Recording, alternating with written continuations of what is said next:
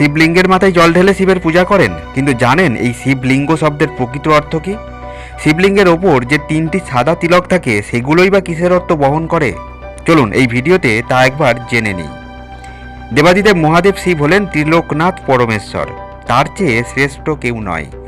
ব্রহ্মা বিষ্ণু মহেশ্বরের মধ্যে প্রাচীনতম হলেন শিব, যাকে কেউ সৃষ্টি করেনি, তিনি নিজে নিজেই উদ্ভূত হয়েছিলেন। সনাতন হিন্দু ধর্মের পরম সত্য শিব সৃষ্টি স্থিতি প্রলয়ের 3 কারণ।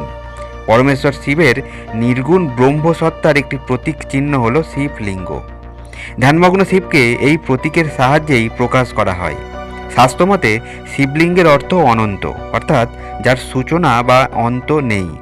শিবলিঙ্গ আসলে শিব ও পার্বতীর আদি অনাদি একক রূপ। তবে শিবলিঙ্গের শিব শব্দের অর্থ হলো মঙ্গল, আর লিঙ্গ শব্দের অর্থ হলো প্রতীক। তাই শিবলিঙ্গ শব্দের অর্থ হলো মঙ্গলের প্রতীক। শিবলিঙ্গের ওপর 3টি সাদা তিলক থাকে, যা 3টি অংশ দ্বারা গঠিত হয়। প্রথম অংশ শিবপীঠ, দ্বিতীয় অংশ বিষ্ণুপীঠ, আর তৃতীয় অংশ ব্রহ্মাপীঠ, যা আদি অন্তহীন সত্তার প্রতীক। ওং নমঃ শিবায়।